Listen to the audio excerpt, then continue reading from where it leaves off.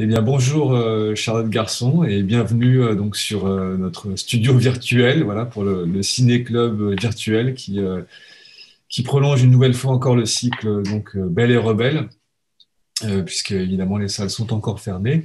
Alors toujours le même principe, on va vous présenter un film avec une petite vidéo d'introduction et ensuite une vidéo plus longue d'analyse et puis d'échange. Et entre les deux, donc sur la page internet consacrée au film, vous aurez un lien pour pouvoir visionner donc le roman de Mildred Pierce, qui est le film dont on va parler aujourd'hui, film de Michael Curtiz, donc sorti en 45. Et la dernière fois, il est vrai qu'on avait annoncé Boule de feu de Howard Hawks.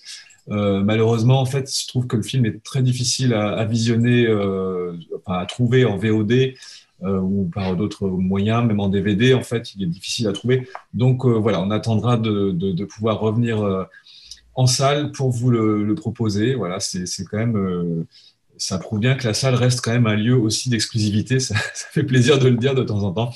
Donc voilà, bah, donc Charles Garçon, merci encore d'être là. Et puis, je vous laisse la parole donc, pour introduire le roman de Mildred Pierce. Oui, bonjour ou bonsoir. Merci Jean-Paul.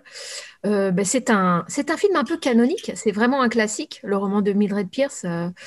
Euh, Pourquoi? D'abord parce que Michael Curtis, si vous avez vu Casablanca, voilà, on est vraiment en droit dans le classicisme hollywoodien, dans un style qui n'est pas repérable comme un style d'un auteur cinématographique, mais vraiment comme un style de studio extrêmement bien exécuté. Voilà, Michael Curtis, c'est un cinéaste qui a travaillé principalement pour la Warner, le studio de Warner Brothers, et qui a défini, qui a contribué à définir le style de la Warner, mais dans énormément de genres différents.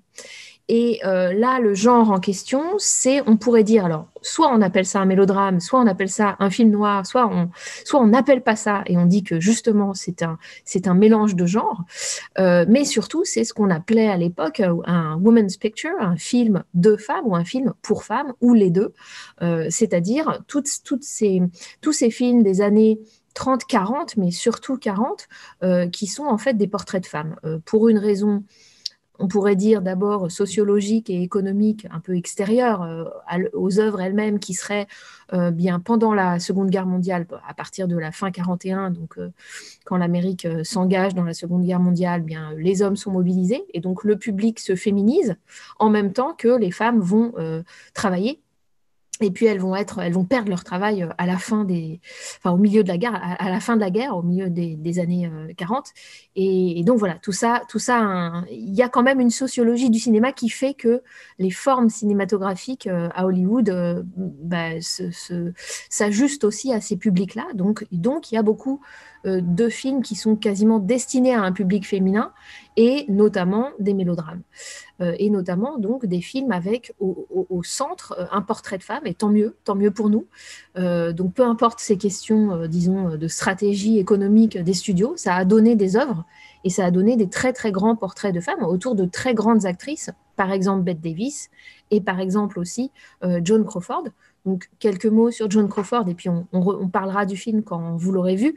Elle a déjà, donc on est en 45, en fait elle a déjà toute une carrière derrière elle, même plusieurs on pourrait dire. C'est une actrice qui aura une carrière de plus de 50 ans. Elle a été assez tôt, donc elle était danseuse de revue à New York et la MGM l'a repérée. Elle a travaillé de très longues années sous contrat à la MGM. Et elle a été assez tôt, j'allais dire, fabriquée, enfin, ou reconstruite par la MGM comme une sorte d'icône, hein, vraiment dessinée avec ce visage dessiné qu'on retient presque autant que le visage de Charlot avec sa moustache ou de Groucho Marx avec la moustache et les lunettes. Enfin, il y a vraiment les sourcils et la bouche à la Joan Crawford. Donc, quand on est au milieu des années 40, au moment de Mildred Pierce, elle a déjà quitté la MGM, elle a racheté son contrat, elle a été déjà une très très grande star et ce que veut Joan Crawford, c'est durer. Contrairement à Garbo qui ne rêve que de s'éclipser et qui va s'éclipser au début des années 40, voilà, elle se pose la question de comment ne pas être un poison au box-office, comme on disait, c'est-à-dire ne plus faire venir le public parce qu'on a atteint un certain âge, hein. Quand on dit certain âge, on veut dire 40, 45 ans. Et donc, elle va attendre, quand elle quitte la MGM, elle va attendre assez longtemps de trouver le bon rôle, à savoir celui de Mildred Pierce, d'après le roman noir de James Cain. Et elle va vraiment militer pour obtenir ce rôle. Il est vrai que ce rôle, et vous verrez peut-être pourquoi, n'a pas été souhaité par d'autres actrices qui ont été sollicitées par Michael Curtis, hein, comme Bette Davis, par exemple, comme Joan Fontaine, comme Olivia de Havilland, qui, elle, était trop jeune pour le rôle. En revanche, on va voir en quoi ça correspond tout à fait à la carrière et à la persona d'actrice de Joan Crawford que ce personnage de Mildred Pierce. Donc je vous laisse voir le film et puis on revient après.